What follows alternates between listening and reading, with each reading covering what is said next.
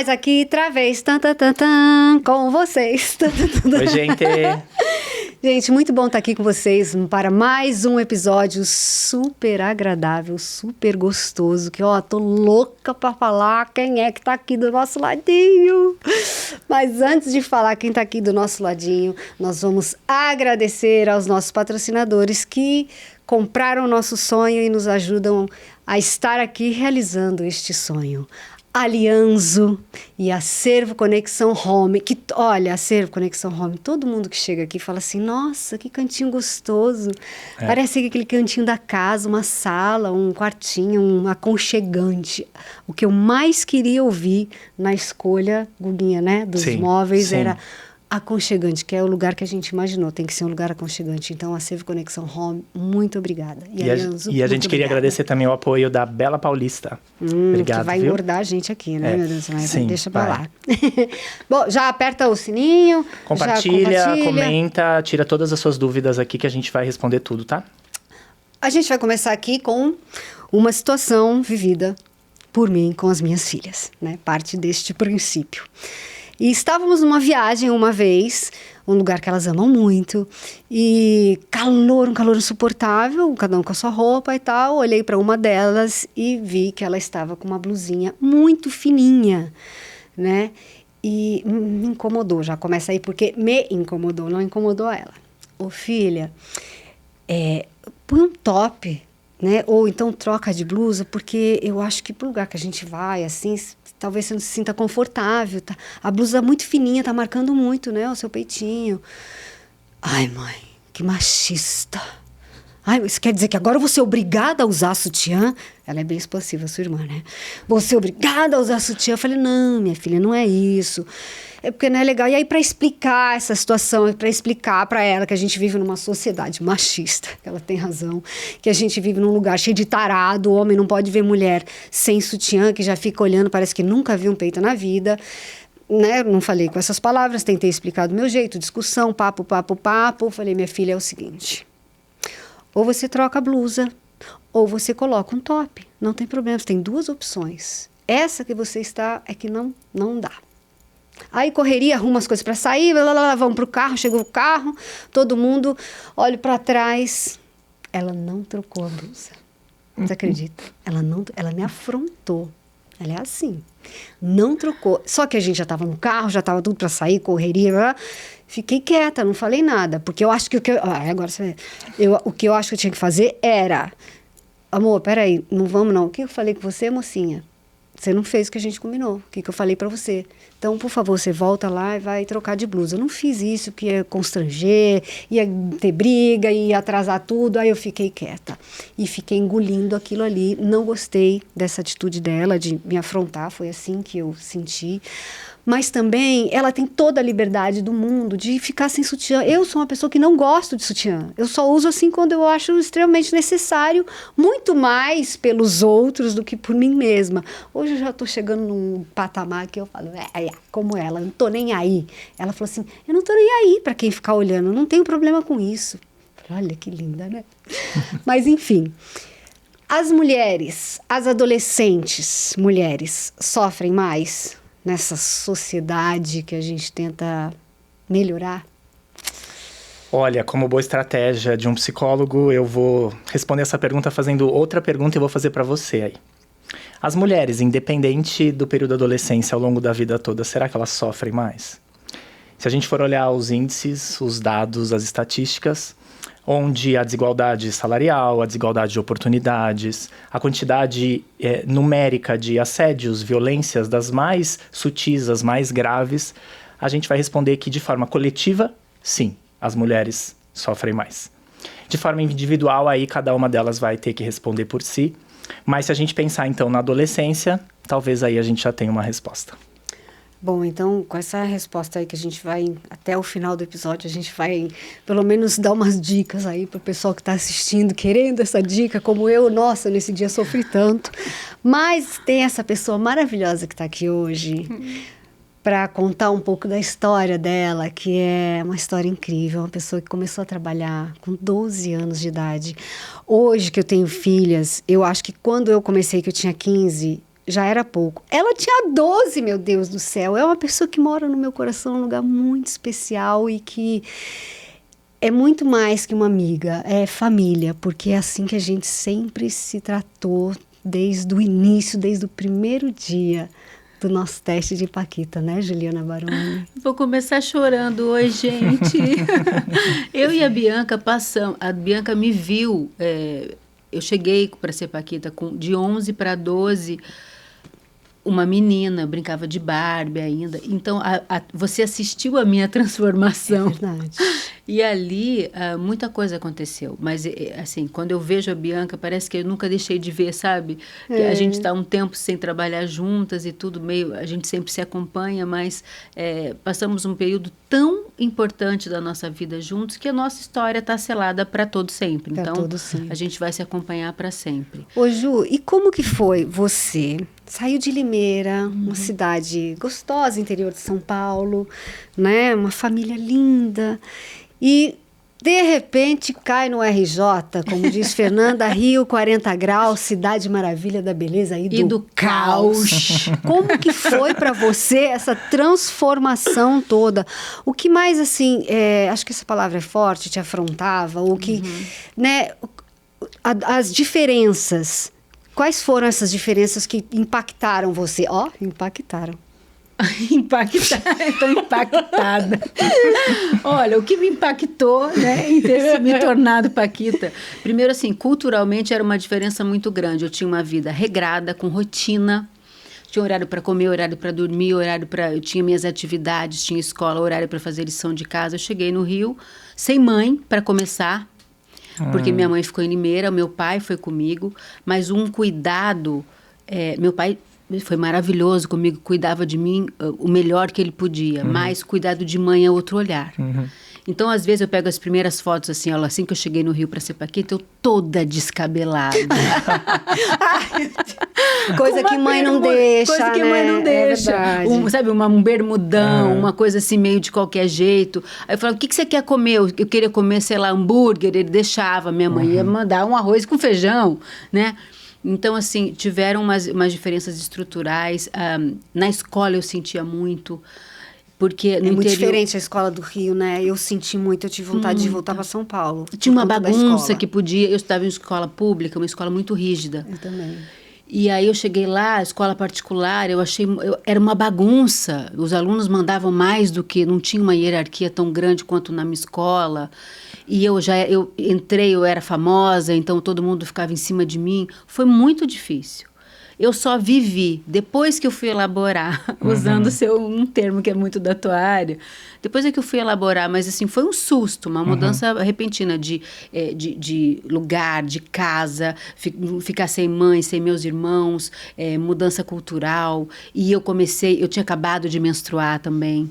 Foi, né? Você chegou com 11. Você já chegou? Já chegou, já tinha menstruado. Eu não estava recentemente, assim. Sentia muita cólica. Você tinha muita Eu tinha muita cólica. Então, às vezes, eu passava muito mal, eu chegava a vomitar de tanta cólica. Eu vou aqui falar coisas assim, bem... Fique à vocês não se vontade. assustem, mas isso faz parte da vida de todas nós. Aqui é para falar tudo, aqui não tem frescurinha. E acho que até já tem um ponto, né? Assim, a gente fica nessa busca, a gente vai responder isso, claro, sobre o sofrimento das mulheres, mas aqui já existe uma questão, né? A questão hormonal, a questão do ciclo menstrual, ter que lidar com toda essa questão. E isso dentro de uma mudança de rotina, né, Não, Ju, e foi uma coisa, sabe, que me dava muito mau humor mesmo. A Bianca sabe do que eu tô falando. Ficar sem dormir. Porque, assim, eu tinha cólica, a gente gravava, às vezes, até 2 horas da manhã, programa infantil. Hoje em dia isso seria absolutamente impossível, porque tem todas as leis, né, que protegem as crianças de trabalho, mas na época não tinha, era nos 80, início dos 90, e a gente dormia pouquíssimo. Eu tinha que acordar às 6 horas da manhã para ir para a escola. Entendeu? Verdade. E aí, isso mudou muito a minha rotina. E, às vezes, eu tinha ataques de mau humor e eu não sabia como lidar com aquilo. Eu não sabia o que fazer com aquilo. Era muita emoção, né, também. E nessa elaboração que você fez e tal, que você depois conseguir olhar, você saberia dizer assim, que estratégias que você acha que você usou talvez de forma até instintiva para lidar com essas adversidades todas, assim? Tinha algum recurso que você talvez lembra que você fazia, se recolhia um pouco mais, tentava ficar sozinha em alguns momentos, conversava com as outras ali com você? Como é que era isso? Eu acho que variava. Às vezes eu sentava, éramos todas mais ou menos do mesmo universo. Eu e Bianca, muito do mesmo universo, porque viemos de São Paulo, éramos vizinhas de porta, então a gente tinha mais... Ela um pouco mais velha que eu, muito mais paciente para algumas coisas, libriana, né? E eu, ariana, você imagina, os opostos, né? Eu, às vezes, toda explosiva, e ela, não, calma, vem cá. Ela fazia um papel de mãe comigo, mesmo sem perceber, muitas vezes, mas às vezes eu me recolhia. Às vezes eu me recolhia, ficava mais... Eu era mais tímida. A Ju sempre foi mais tímida. Eu sempre fui mais tímida. Eu ficava mais na minha e eu tentava... Mas não tinha estratégia nenhuma. Era assim, vai e vive, entendeu? Então tinha dias que acho que não tinha muito tempo também para pensar, né? Não. A gente não tinha muito tempo para pensar. Parando agora, né, para analisar, era a escola, estúdio... quando não tinha o estúdio, tinha gravação de disco. Quando tinha gravação de disco, tinha ensaio, viagem. Agora, uma estratégia que eu pensei aqui, que eu falei do sono, em qualquer lugar que a gente tivesse, uma viagem de avião, uma viagem de ônibus, um trajeto de carro, eu dormia. Eu dormia assim, mas imediatamente. Hoje... Eu morria de inveja. Nossa, eu fazia assim, ó, pum. Mas era imediato, eu dormia, acordava, e isso me refazia. Sim. Eu acho que instintivamente, meu corpo pedia descanso. Sim. E você lembra disso? Eu dormia em qualquer trajeto lugar. Mínimo. E acho que até para dizer para quem tá assistindo que, de fato, na adolescência é um período onde a necessidade de sono, ela se intensifica, né? Assim, então, às vezes até pais e mães, educadores ficam preocupados, o filho quer dormir até mais tarde, quer dormir à tarde. Mas existe, de fato, uma necessidade. Como você vivia, né? Vocês viam alguma privação de sono... Era quase que o seu organismo buscando reparar coisas que estavam acontecendo. Então, não é consciente, mas foi uma estratégia com certeza. Agora, as meninas, por exemplo, em casa a gente também tem, né, isso bem regradinho, assim. Você sabe como eu sou chato com esse negócio de dormir. O fato de você dormir num período de 12 horas, né, que elas procuram dormir sempre, diminui isso de querer dormir até mais tarde, porque as meninas não têm isso. Às vezes elas até ficam na cama o dia que dá para dormir até mais tarde, mas quando dá assim 8 e pouco, já acorda 9 horas. Ninguém fica até meio-dia. Eu, se deixava, eu dormia até meio-dia. Você acha que conseguir manter essa rotina de um sono um pouco melhor, o adolescente não vai ter essa necessidade de dormir até meio-dia? Então, claro que a gente vai ter que olhar na perspectiva individual, né? Como é que cada um, mas em termos gerais, a rotina é que favorece essa gestão mais adequada dos horários. Então, o organismo vai se habituando. E rotina, claro que não uma rotina muito rígida, onde limita a expressão, mas rotina, organização, uma previsibilidade é super importante para o desenvolvimento. E é interessante até a Ju falar, né? Que você veio de Limeira numa rotina, chegou no Rio, teve que se adequar num outro sistema para poder viver e fazer. Isso, na adolescência, deve ter sido bem desafiador mesmo. Foi desafiador. E época de namoradinho, Ju? Não lembro. Foi tardia, né? Para mim foi tardia. Não sei se tardia, porque hoje, pensando com os parâmetros de mãe, não sei se foi até cedo. Eu comecei a namorar, eu tinha 14 anos. Meu enteado com 13... Já tá. Foi 13 ou 14 agora. Mas não tá nem aí para isso ainda. Ou pelo menos não é comunicado para a família. Mas assim, eu vejo que ele é muito mais infantil do que eu era. Obviamente, a gente teve que amadurecer muito rápido. Cheguei com 11 anos, a gente nunca tinha feito uma mala sozinha. De repente, a gente começou a viajar sozinha. A gente tinha que se organizar, a gente tinha horários, compromissos. Gente, eu nunca tinha pego um avião na vida, né? Eu já começava por aí. Né? Eu tinha pego uma vez antes também. Não era uma coisa comum. Não é. Depois virou comum pra gente. Porque era uma coisa muito inacessível viajar de avião, assim, né? Enfim. Mas aí a gente tinha que se virar sozinho, escolher o que vai comer em hotel, tinha tudo aquilo, aquela fartura de coisas. Imagina, para uma criança, você olha um cardápio, você vai comer o quê? Batata frita, óbvio, né? Lasanha. Quero sorvete. Que eu sorvete. E ela tinha uma coisa que era assim, Gina sempre foi assim, né? Magrinha, pernica fininha. E que a Juliana comia tudo, comia tudo. E aí vinham os adultos, a Juliana pode, porque ela é muito magrinha. Lembra? É muito. Cara, porque ela eu emagreci comia uns muito. sorvetes. Você teve Eu isso. emagreci. Com a mudança, ela emagreceu muito. Ela então chegou no é um indício mesmo da dificuldade de adaptação mesmo, Isso, né? eu emagreci E muito. todo aí, mundo ficava de olho nela. todo mundo ficava pegando no meu pé, ao Come, contrário, não come. para não engordar, para não emagrecer muito, porque senão eu ia perder a saúde. Eu tinha tonturas às vezes. E no ponto de vista de vocês mesmo, assim, dessa necessidade de amadurecer logo, de assumir responsabilidade, vocês acham que individualmente foi benéfico ou não necessariamente? Valeu mais, foi mais prós ou mais contras de ter que fazer tudo isso mais rápido? Não sei avaliar. Eu acho que foi o que foi, mas eu acho que tem mais prós do que contra. Uhum. Por quê? Porque eu acho que nós, posso falar aqui, eu e ela, tivemos cabeça o suficiente para conseguir transformar as coisas e entender o que aconteceu, que não foram benéficas, as coisas, né, que não foram benéficas. E a gente seguiu uma carreira, tinha isso mais definido. Então, acho que as coisas ficaram um pouco mais fáceis, talvez.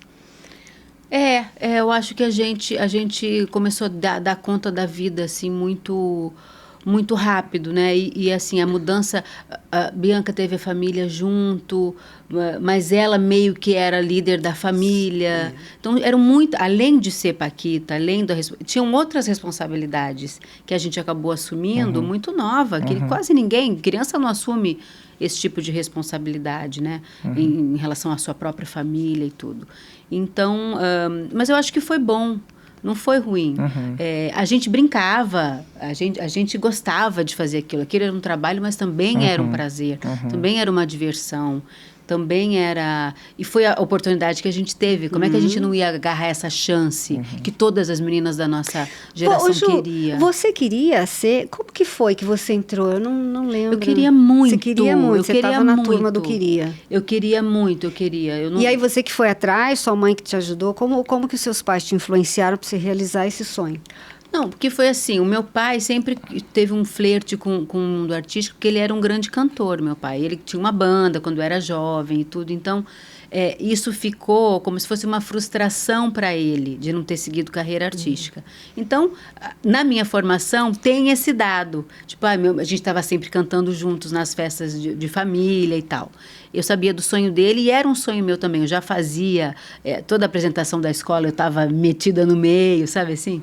Era uma criança muito aparecida. Aí, quando um dia eu cheguei da escola, a Xuxa, eu estava assistindo o programa, assistia sempre, tinha álbum de foto, muito fã mesmo. E aí ela falou assim, eu estou abrindo concurso para Paquita Paulista. E deu o endereço. Eu fui correndo no meu caderno, anotei o endereço sem CEP. Passei o dia escrevendo uma carta para a Xuxa, peguei 2 fotos do meu álbum, que minha mãe morria de ciúme desse álbum de foto. Uma de corpo inteiro, uma de rosto. Meu pai chegou do trabalho à tarde, eu estava com a carta prontinha. Falei, pai, me leva no correio?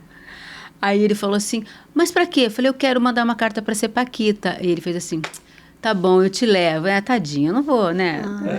Aí eu cheguei no correio, o correio estava fechado. Só que em frente ao correio tinha aquele posto de coleta, não sei se vocês vão lembrar, amarelo, né? Você põe a caixinha lá. Você põe lá, deposita a caixinha. E aí, antes de depositar a caixa, meu pai, que era muito lúdico, muito artista, falou, dá um beijinho na carta para dar sorte. Eu dei um beijinho, depositei a carta sem CEP. 4 meses depois, lembramos que era outra época, a seleção era feita através de cartas, as coisas demoravam muito mais, não era e-mail, internet e tal. O telefone da minha casa toca, e aí eu atendi e falou assim, eu queria falar com a responsável pela Juliana, e eu não contei pra minha mãe que eu tinha pego 2 fotos do álbum. Ela nem sabia Ela não ainda. sabia, ela tava pé da vida que tinham sumido 2 fotos. E eu fiquei quieta, tinha esse segredo com meu pai, entendeu? E aí ligaram lá pra casa, aqui é do show da Xuxa, eu gelei, dei o telefone do trabalho da minha mãe, daqui a pouco o telefone toca de volta, eu atendo, era minha mãe.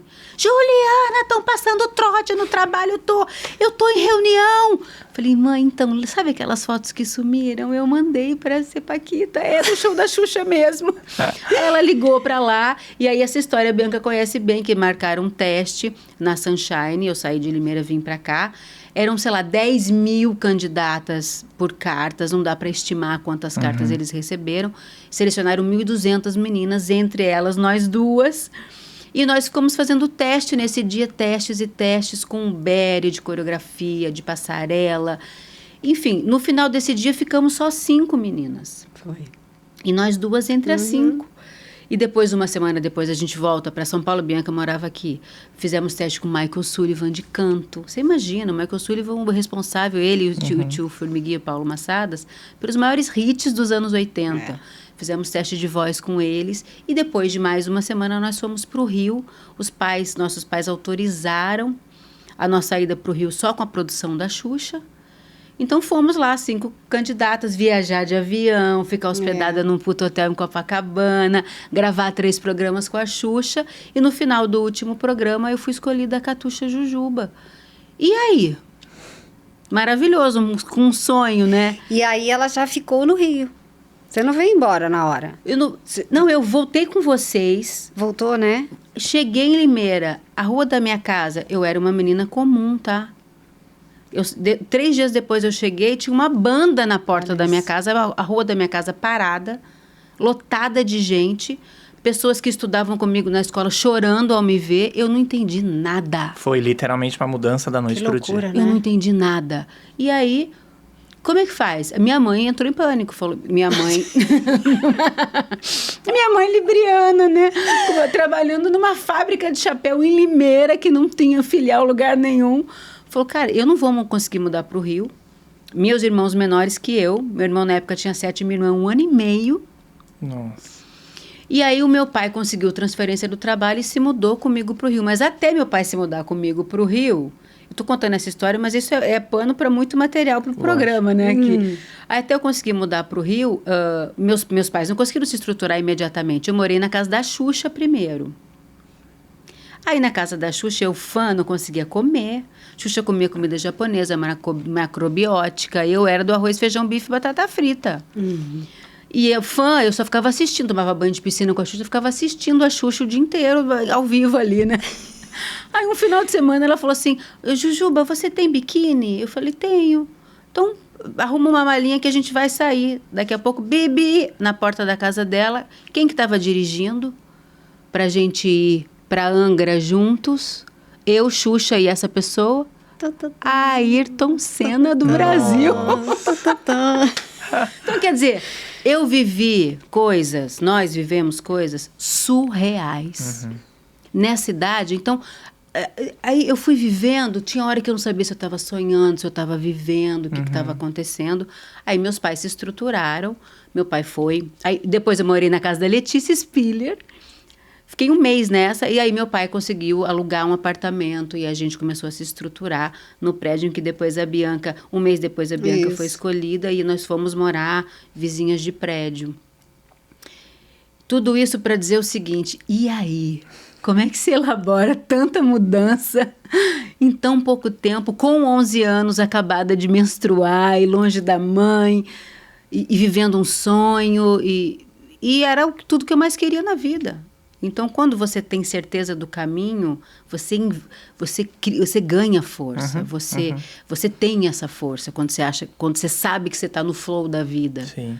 E a Bi, você falou agora há pouco, a Bi tá admirada aqui, tá? Te ouvindo, te lembrando junto, acho que vocês foram juntas. Mas é uma vida em comum, entendeu? Isso aí mudou a nossa vida para sempre. Para sempre.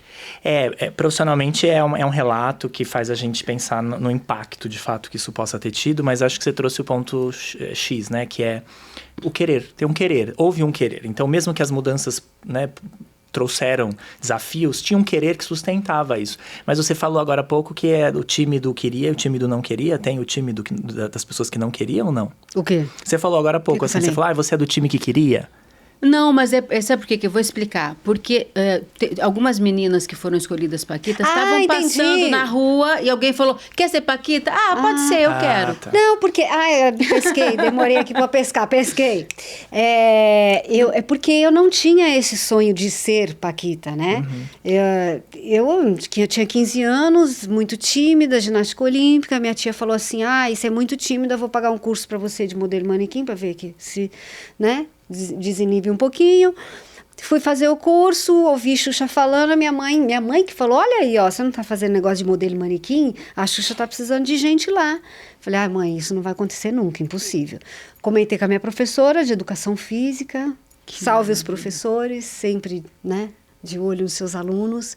E por conta dela, foi ela, contei pra ela, falou, claro, vamos! Ela me pegou na mão, me levou pra tirar, eu não tinha foto de álbum, tirei foto 3x4, aumentei ela um pouco. Maravilha. Fomos até a 9 de julho lá, ó, na Sunshine, deixei lá, preenchi, e aí chamaram depois de um tempo. Então, não era o meu sonho ser paquita. Quando eu cheguei no dia do teste, as meninas que estavam lá, eu falei, nunca vou ganhar isso, porque elas já eram todas loirinhas. Não, prontas. De vestidas, bota, né? de bota, cabelo pintado, era um negócio assim, estavam todas assim. prontas. Eu falei, não vou ganhar nunca isso aqui. E aconteceu, mas ela já era, ela já tinha esse encantamento. Eu me encantei depois que eu entrei. Entendeu? Depois que eu entrei, a Xuxa é incrível. Você olha pra Xuxa, não tem como você não se encantar. Eu lembro dela, sabe como que eu lembro? A primeira imagem, a gente passando no corredorzinho do... Lembra? Eu tenho essa imagem também. Não é? Esse corredorzinho do estúdio. De repente, uma bota preta bicuda, a gente olhando pro chão pra não cair aqueles fios do estúdio. O que aí daqui a pouco a gente foi, ela tava toda de preto. Com aquelas coisas assim, douradas, aquelas aplicações douradas. A gente foi olhando, aí a mini saia, aquela perna comprida, parecia maior do que a da Ana Hickman, sabe aquela coisa? A gente foi olhando, quando chegou lá em cima era a Xuxa. Oi, meninas, tudo bem? Luz, cuidado, gente, cuidado pra não machucar aí. Tudo bem? Tudo bem pra boa vocês, sorte. Muito simpática. Pronto, você já se apaixona. Você fala, uau, é rainha mesmo. Então, ali eu me apaixonei. Falei, quero conhecer essa mulher, quero conhecer esse lugar, quero.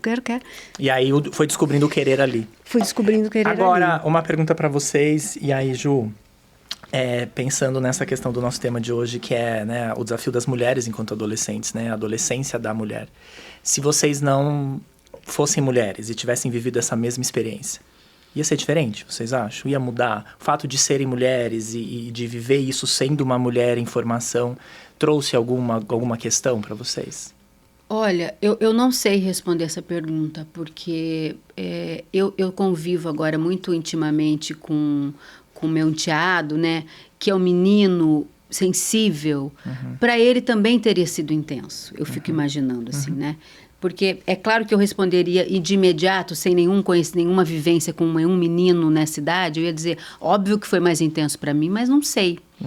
Não sei, eu acho que a questão hormonal mexe muito com a mulher, mas eu não sei responder. Eu acho que... Não sei mesmo. O que você acha, Bi? Eu lembro de uma situação que eu não sei se um menino passaria. Eu não sei se foi para Nova York também, não foi? Naquele que ela foi receber o prêmio e a gente... Prêmio Emmy. Foi o Emmy, o primeiro. Foi o Emmy, né? Exatamente, o primeiro dela. Um prêmio aí foi receber o prêmio em Nova York. E aí tinha um tal do Jerry Lewis, pode ser? O Jerry Lewis. Que ele estava no corredor, o Jerry Lewis, e tinham mais umas outras pessoas com ele. E aí a gente tá andando, de repente a Xuxa parou e falando inglês. Aí eu só vi a Xuxa assim... Aí a gente passou, o que houve? Falei, não, ele estava olhando para sua bunda. Estava olhando para sua bunda? Pô, uma menina, eu fui falar com ele, mas que fica olhando para a bunda da menina. Aí aquilo, sabe, deu uma travadinha na hora, fiquei meio sem graça, mas feliz por ter alguém ali que, poxa, ela estava olhando para mim, me defendeu, cuidando, sabe? Então o menino não passaria por essa situação, eu acho que poderia passar por uma outra situação, porque eles também são assediados. Né? De uma forma diferente, mas são. Eu acho que essa questão do assédio, a gente começou o programa você falando da sua filha, do peitinho e tudo, não é que a gente é machista, a gente sabe, a gente tem medo do assédio, do olhar do outro. É claro que, assim, a minha roupa não pode dizer para você, se você pode, se eu tô me oferecendo para você, porque eu tô de mini saia ou com uma blusa sem sutiã, eu tenho que ter a liberdade de vestir o que eu quiser e você não pode mexer comigo. Só que na prática as coisas não funcionam assim. Então, quando você faz isso, você está tentando proteger sua filha de um assédio. Sim, ainda mais a gente sabendo que foi muito assediada quando E era a gente pequena, tinha né? uma coisa que depois as pessoas começaram a me perguntar, mas era uma coisa, vocês eram um símbolo sexual. Eu falava assim, como assim? Eu tinha 11 anos. Só se você for pedófilo que eu era um símbolo sexual. Mas aí era saia curta, era não sei o quê, era... E aí a maldade, a gente estava vestida de mini xuxas, de soldadinho de chumbo. A maldade está na cabeça de quem vê, não na nossa. A gente tinha zero de sexualidade. Nossa, zero. Mas zero. Éramos molecas em formação. E nem a Xuxa Nem a tinha Xuxa, essa sexualidade muito menos. toda que as pessoas atribuem a ela. E aí, me perdi agora, mas... Não, mas sabe que eu acho que é importante, você falou num ponto que a gente não pode perder mesmo. Essa coisa de atribuir a sexualidade ao outro, né? Ou a vertente sexual para o outro. É isso que o machismo normalmente faz, né? Ele vai olhar para o corpo da mulher e vai estabelecer que aquele é um corpo para satisfazer coisas, para desejo. De desejo. É um objeto. Então, por isso que, de fato, a problemática nunca vai estar com a blusa sem o sutiã, está com o sutiã. Mas é que a gente vive uma sociedade onde a ameaça está no olhar do outro sobre, na atitude do outro sobre, né? Então, acho que a experiência de vocês é uma experiência que ilustra muito isso. Eram meninas, crianças, mas o problema estava onde, né? Não estava no usar a bota, não estava na roupa que usava, estava no olhar. Mas olha, a dificuldade como né? mãe é assim, porque o mundo, graças a Deus, está mudando rápido. Então, e a gente vem de uma outra geração, uma outra criação e tudo. Agora, a gente como mãe, é uma pergunta que eu faço para você. Como é que a gente ensina a nossa filha a ser livre, com o próprio corpo, e ao mesmo tempo dizer, olha, alertar os perigos, o lobo mau que anda por aí? Como é que a gente alerta sem tolir a menina? É tão difícil isso, é um limite que eu não sei ainda. Eu vou começar a passar por isso agora que minha filha vai fazer 10 anos a semana que vem. Eu não sei direito, porque às vezes ela ainda é muito criança, senta de perna aberta. Eu falo, filha, não pode mais sentar de de perna aberta. Tem uma pessoa aqui, você não pode mais andar pelada pela casa. Mas mamãe, por quê? Como é que eu explico isso? É difícil, né? Difícil. É difícil e, Ju, é uma questão. E com certeza quem está assistindo tem essa questão, principalmente mães com filhas, ou até alguns pais com as filhas, mas é uma realidade que só as mulheres sabem a dimensão que é e o peso que é tudo isso. O que a gente tem que entender é que, realmente, a problemática, ela não está no comportamento da mulher. Então, na hora da gente sinalizar, e vai ser necessário sinalizar, a gente tem que tentar desviar do foco de problematizar aquele comportamento. Então, esse comportamento não é o ideal aqui, não porque o comportamento é errado, mas porque existe um contexto. E nesse contexto, a ameaça, ela existe. A ameaça, ela mora, a ameaça é real. E aí, claro, que a gente vai batalhando e lutando para que essa ameaça se vá embora, essa ameaça seja punida, ela deixe de existir. O dia que a ameaça deixar de existir, não sei se esse dia vai chegar. Ai, tomara. Aí não tem por que sinalizar o comportamento, né? A roupa, a postura, aí não faz sentido. Então é só cuidar para isso, né? Explicar assim, né? Olha, você vive numa sociedade que ainda não está preparada para aceitar, mais ou menos por aí. E acho que essa geração, né? Que é uma sua filha tá com sociedade... 10, as suas com 14, o benefício da mudança das gerações é esse. Elas já vão vir muito mais abertas para compreender isso. Nossa. Então, você a gente vai vai ver a Duda precisar... agora. Dando um banho na Agora gente. a Duda. Porque a Duda já é outra, né? Uma geração...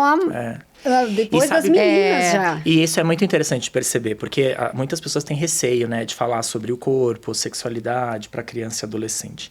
Mas existe um grande benefício nisso, né, no diálogo, porque você instrumentaliza a formar essa percepção. Então, mesmo que não seja dito em casa, vai ser comentado na escola, nas redes sociais. Então, elas já estão vindo, né, como dizem, né, mais empoderadas, mais com esse recurso de tomada de decisão, de saber o que é e o que não é, mas ainda sem a vivência. E aí as mães vêm com a vivência. Vocês têm a vivência. Então, mas a nossa vivência que eu escuto assim, mãe, mas isso foi no seu tempo, no meu tempo não é assim. Mas eu acho que tem certas coisas que depende de geração. Mas é que isso é uma fala de adolescente normalmente sem a vivência, né? Não desvalidando a percepção dos adolescentes, pelo contrário. Mas é essa soma que as gerações elas trazem. O conflito geracional, ele é porque existe um conhecimento e uma vivência. Então, muitas vezes, o conhecimento dessa nova geração, ele vai se sobrepor ao conhecimento da geração anterior. Mas a vivência está lá. Então, olha, a ameaça existe, os números estão aí, os índices estão aí. Isso não tem como argumentar. Né? O desafio das mulheres na sociedade continua sendo muito grande em comparação com o desafio dos homens. Isso não quer dizer que mulheres não possam viver uma vida de privilégio, uma vida de recursos, né? Tanto que a experiência de uma mulher não traduz a de todas as mulheres. Dependendo do lugar social, dependendo da raça, as experiências vão ser diferentes, claro. Com certeza. Mas essa troca é muito significativa. E aí quando o adolescente diz assim, mãe, não é assim, ele está dizendo de lugar sem experiência. Né? E é, na verdade, na tentativa de afirmar. Então vamos juntar a sua visão com a minha. Vamos ver como é que é essa sociedade, vamos conversar sobre isso. E aí vai se facilitando. Mas, em termos gerais, é uma necessidade de provar que, mãe, eu sei, eu não preciso. Nossa, eu já sei sabe de tudo. Isso irrita. Mas é uma ruptura também. Tipo assim, eles querem se descolar da gente e dizer assim, a partir daqui eu vou tocar minha vida e eu vou ter as minhas decisões. Eu não vou agora botar a roupa que você quer que eu coloque. Eu não vou tomar as decisões e cumprir os horários que você quer que eu cumpra. Eu vou escolher. Não quero mais fazer natação agora, eu vou fazer jazz, sei lá o quê. Coisas simples, mas que eles querem se afirmar como indivíduos, né? Porque até então, ainda mais com menina, é uma simbiose com a mãe. Eu e a Duda, tem hora que a gente se completa de um jeito que, assim, uma hora ela vai me abandonar e eu vou ficar como, né? Porque eu sou muito... A gente é muito espelho uma da outra, né? Então, a filha está crescendo e a mãe também vai ter que dar conta de outro crescimento, né? De amadurecimento, de deixar ela voar com orientação. Então, qual é o limite dessa orientação? E saber lidar com o seu ninho vazio. Né? Que isso. Você já está passando por isso? Já, 14 anos já. Porque elas preferem viajar com as amigas. E elas também têm a coisa do esporte, então viajam muito, né? Não, e tem, mãe, já sei, já posso ir.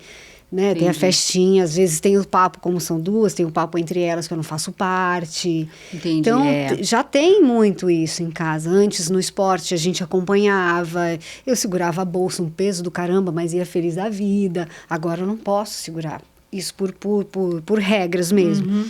E que é bom para elas. Eu sei que tudo é bom para elas. É que a gente, é o que você fala, né, Guga? Onde está a questão? A questão está em você, né? O problema está com você. A falta, a saudade, o egoísmo, a vaidade, a posse. Gente, né? Imagina a minha mãe. Gente, como é que a minha mãe aguentou deixar a filha de 11 anos ir? Porque assim, teria mudado tudo se ela falasse assim, filha, muito legal que você ganhou o concurso, mas a gente não vai mudar para o Rio. Acabou. Acabou. Teria mudado a minha vida. E eu não ia falar assim, eu vou sozinha. Eu não ia. Óbvio, se não fosse a minha mãe e o meu pai criarem uma estrutura para eu poder realizar esse sonho, teria sido uma grande história. Ganhei um concurso, mas não fui porque não deu, mas também teria sido bacana também. Mas deve ter olha sido que muito generosidade. difícil pra tua mãe, viu? Deve ter sido muito difícil. Mesmo ficando com o Ruizinho, A Duda com a que não Giovana. invente de ser Paquita, que eu não vou deixar. É isso que eu ia perguntar agora. Se a Duda tivesse realmente uma experiência, assim, que ela gostasse muito, quisesse muito realizar. Você sabe que ela pede para ser atriz, né? Ela vê a sua novela, A Infância de Romeu e Julieta, aquele monte de criança. Ela pede, e ela é boa. Olha... Ela faz teatro na escola, ela faz jazz, ela se apresenta, ela tem presença, ela tem carão, tudo. Tem talento, mas eu tô segurando. Por quê? Porque eu assim, aí... Vamos Agora sim eu vou responder a sua pergunta. Psicólogo. Eu dei volta. Porque eu acho que ela tem que viver a infância dela por completo. Porque eu sei o quanto seria difícil para ela conciliar a escola, os amigos da escola e 6, 7, 8 horas de gravação.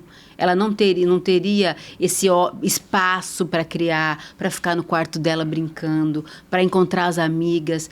Ia mudar completamente. Eu acho que ela tem que ir para esse meio, se ela quiser, na hora que ela tiver vivido a infância por completo, eu acho. Porque eu vivi uma infância até os 11. Depois eu virei adulta. Então, acho que pela minha experiência, por oposição, eu quero segurar. Mas se vier uma oportunidade, como aconteceu comigo, eu vou ter que dar uma de minha mãe e vou ter que lidar com a minha... Com as suas E vou ter que ir frustrações, seus junto, né? medos. Porque Então, mas eu acho que vai são cuidar? 2 pontos. Primeiro, que quem está acompanhando a gente aí nos episódios já viu essa reflexão aqui, porque é muito difícil sentar uma mãe aqui, ou né, um pai, mas principalmente as mães, a gente sabe o porquê, e não ver esse sofrimento de o momento que vai embora, o momento que vai partir. É um desafio, porque é uma relação de apego única. Né? É um processo que você desenvolve um vínculo muito diferente do que se desenvolve em outras relações.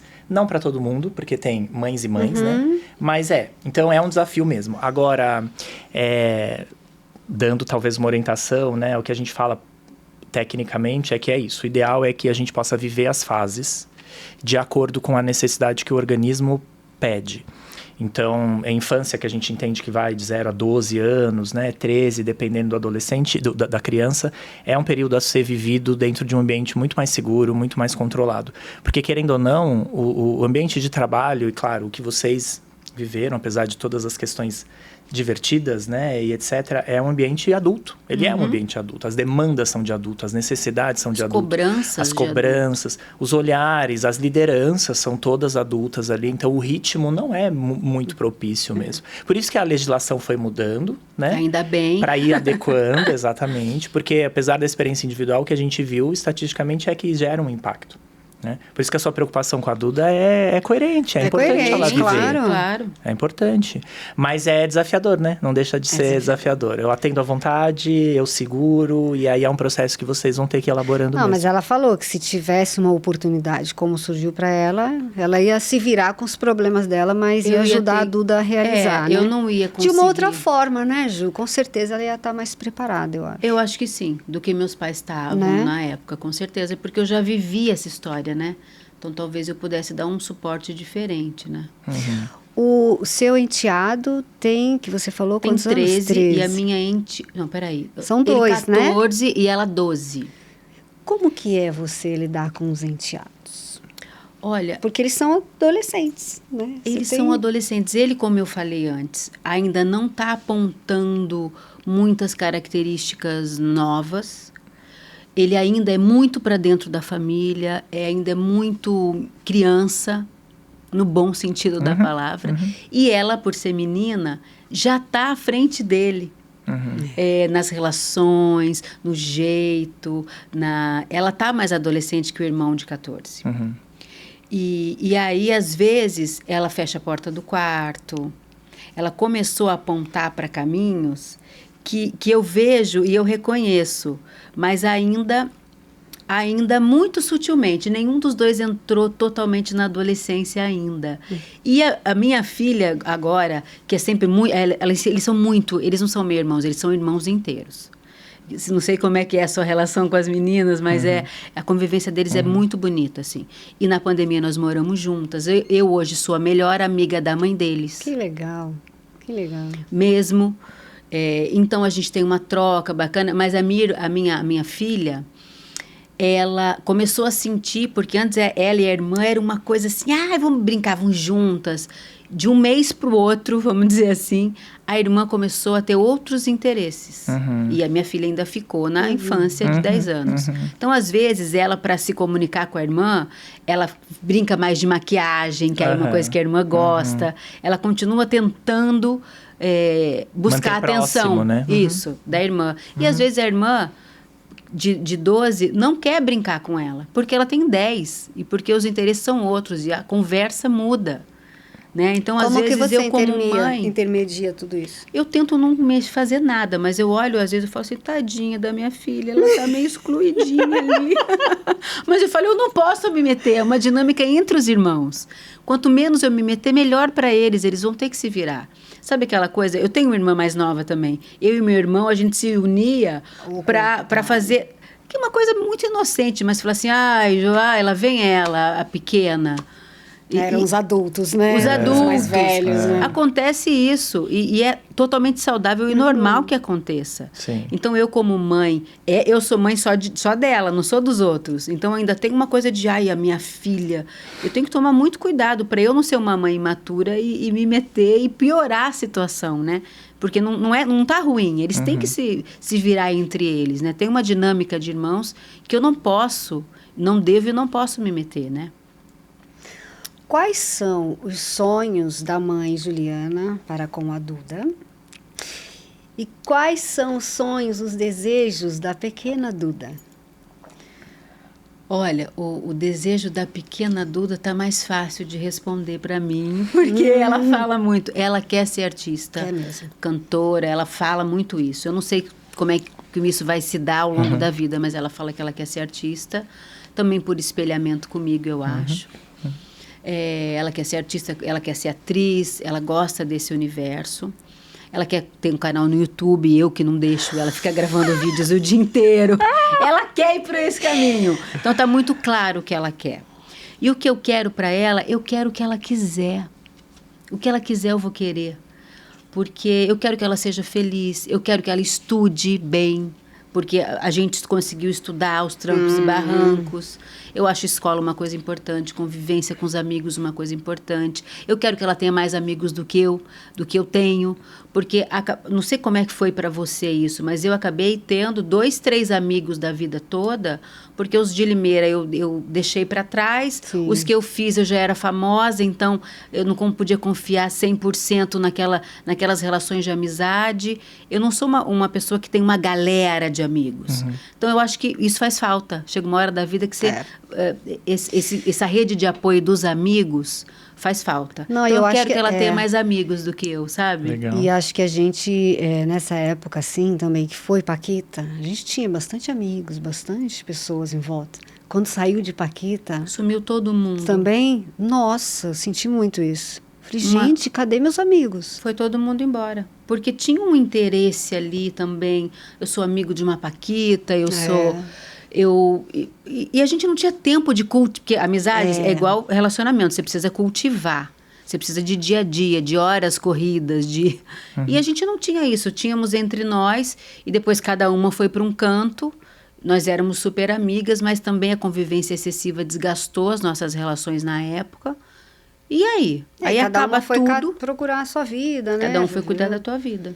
O que vai fazer, o que quer fazer na época. E quando a gente está trabalhando num grupo assim, num elenco, não sei o quê, a gente acaba ficando amigo de todo mundo e é muito gostoso essa sensação de pertencimento, né? Que a escola dá, que um elenco de uma peça de teatro, uma novela te dá, que a sensação, aquela coisa em comum que você vive, né? Então eu quero que ela tenha essa rede de apoio com a irmã, com o irmão, com a família, comigo e com os amigos que ela vai cultivar ao longo da vida, né? É muito lindo. Amigos e ser o que ela quiser, né? Muito legal. Ju, você sente algum peso em você ter sido e ser referência para tantos adolescentes ao longo da sua jornada de trabalho, da sua carreira? Você enxerga isso, que você foi referência e é referência para muitos adolescentes? Olha, é engraçado que até hoje, né? Você com certeza passa pela mesma coisa. Eu tô na rua, assim, num dia que eu tô toda descabelada, mal-humorada, me achando a pior coisa do mundo, porque a gente tem essas fases, né? Tem dia que você olha e fala, ai, eu tô toda esquisita hoje. Aí alguém, do nada, no supermercado, fala, meu Deus, Jujuba, eu sou tão sua fã. E eu falo, ai, desculpa por isso. Olha como é que eu tô. E aquilo me faz bem imediatamente. Eu falo, caramba, deixa eu lembrar o que eu sou, o que eu posso, o que eu consegui, sem deslumbramento. Ao contrário, né? Quase com uma coisa assim, meu Deus, mas eu já fui tanto, hoje eu sou tão menos.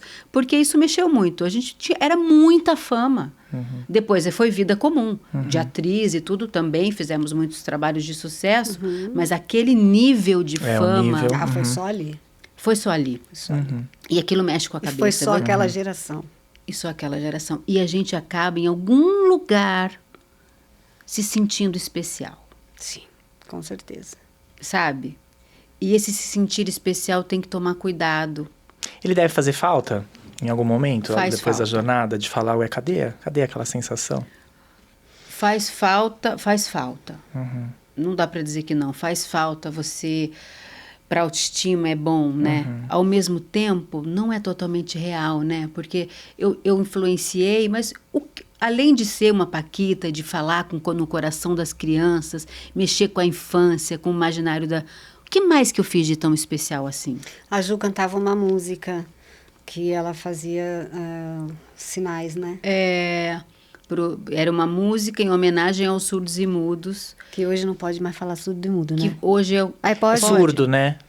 A gente Tem usa... uma outra nomenclatura? Pessoa com deficiência, Não e é? aí, mas surdo pode ser. Ah, tá. Uhum. Pode ser, Surdo, sim. Uhum. E aquilo realmente tocava o coração das pessoas, e eu me emocionava. Toda vez que eu cantava, eu chorava.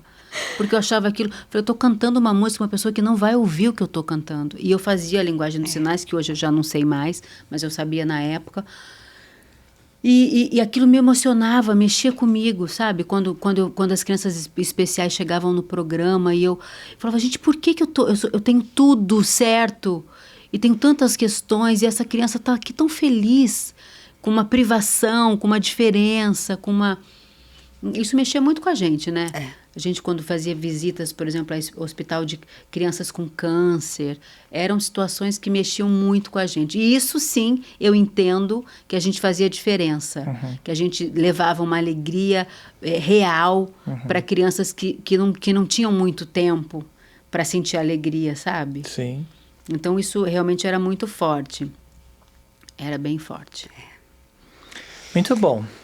Ju, a gente vai entrar aqui mais pro finalzinho da nossa conversa e a gente tem um bate-bola aqui, a gente vai fazer algumas perguntas para você e aí você só pode responder sim, não ou depende. Tá. Não precisa explicar. Se você quiser, fica à vontade, mas a gente não vai cobrar explicações. É apenas sim, não ou depende. Tá? E aí o pessoal de casa aí, quem estiver assistindo, fica na curiosidade, o porquê sim, o porquê não, o porquê depende. Tá? Vou começar primeiro, pode ser? Ou você quer você? Você vai falar primeiro. Vai. Você já conheceu algum ídolo na adolescência que você se decepcionou?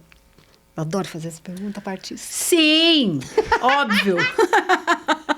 Eu acho que essa é que as pessoas mais gostariam de saber o porquê, né? Não vou falar, não vou pode citar falar. nome. Quem é? A próxima é... Você já mentiu pra se proteger da bronca quando adolescente? Sim! Claro. Eu sei de algumas. Ela sabe. Voltaria no tempo para mudar alguma coisa na sua adolescência? Sim, não ou depende? Não. A gente se coça pra saber, né? Experimentou tudo o que você queria na sua adolescência? Não. Gente, isso é uma dica que eu vou dar. Se você é adolescente, viva a sua vida. É claro que com cuidado, mas não dá pra gente... Porque como a gente amadureceu muito cedo, eu, por exemplo, fiquei muito velha, assim, muito, muito responsável. Fazer umas besteiras de vez em quando faz parte do aprendizado. Um pouco de responsabilidade faz parte, um pouco. Boa, muito bom. Aí eu fiz essa, né? Não, eu que fiz, você perguntou tudo, agora você. Já fez coisas na adolescência que hoje a sociedade julga como errado?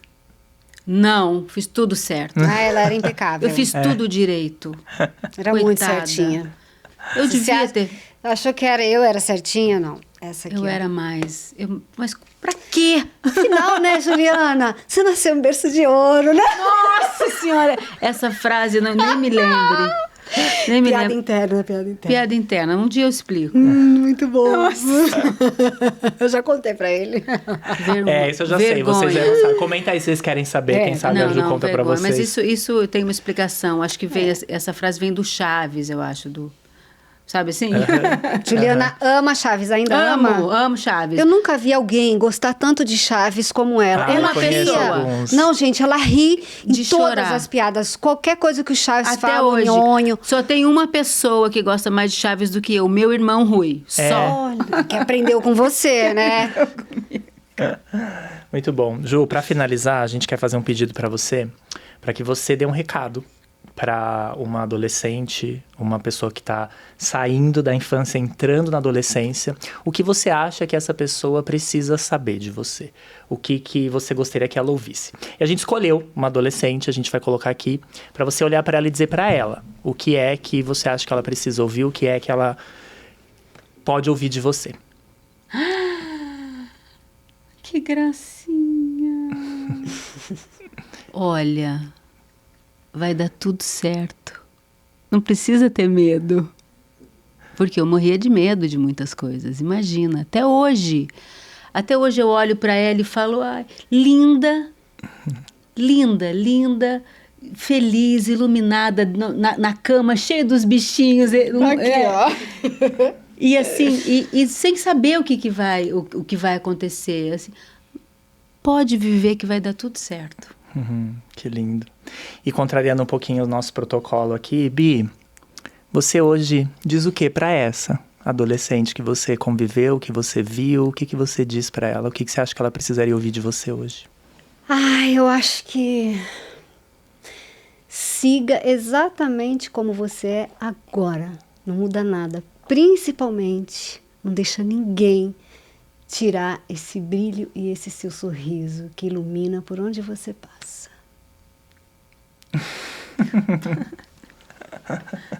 Amor. Sempre juntas. Obrigada. Obrigada a você.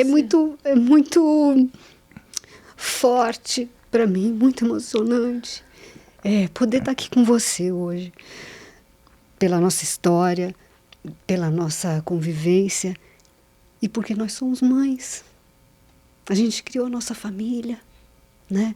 Temos maridos mais velhos, enteados e gente que nos ama, gente que somos felizes. E era o nosso sonho também, isso é bonito. Porque o nosso sonho não era só o palco, o nosso sonho também era criar uma família. Então, obrigada mesmo por você fazer parte aqui. Deixar nossa história aqui, nossas vivências para quem está aí do outro lado e está podendo respirar um pouco mais aliviado nos ouvindo aqui e que a nossa história, que os nossos... Tudo que a gente falou aqui, de alguma forma, alguma coisa toque seu coração e te ajude aí na sua história com o seu adolescente, pré-adolescente, a sua vivência aí com os seres humanos. Né? Muito bom, cheio de emoções sempre, né? É isso. E agora? Obrigado, Ju. Agora a gente agradece muito pela participação aqui com a gente. Claro que eu fiquei aqui um pouco de espectador dessa relação de vocês, dessa emoção. E fica evidente o quanto a adolescência é, de fato, um período onde a gente constrói muito do que a gente vai se tornar, né? E é por isso que ver essa relação aqui, né, vocês falando do quando aquilo que, né, aquela jornada toda de vocês juntas termina, parece que não tem mais ninguém, mas os elos estão aí, foram formados, é uma fase onde se forma elos, né, por mais que não se conviva tanto. Então é muito legal a gente pensar na adolescência como um período muito fértil. Então o que tem ali vai com certeza formar e vai levar a gente a ter vidas e relações melhores. Para a gente fechar o nosso tema, quero que vocês comentem aí, vocês mulheres, vocês homens, também é legal a gente poder ouvir os homens nesse processo para dizer pra gente um pouco sobre como é que é essa adolescência, o que ser homem, o que ser mulher interfere nos dias de hoje, pra gente poder cada vez mais olhar para essa sociedade, trazer mais justiça, mais igualdade para todo mundo. Então, obrigado pela presença de vocês que estão aí assistindo. Obrigada, gente. Obrigada, Ju, mais uma vez. Obrigada a vocês. Eu amei estar aqui. Que bom. Obrigado, a gente também. Beijo. Tchau.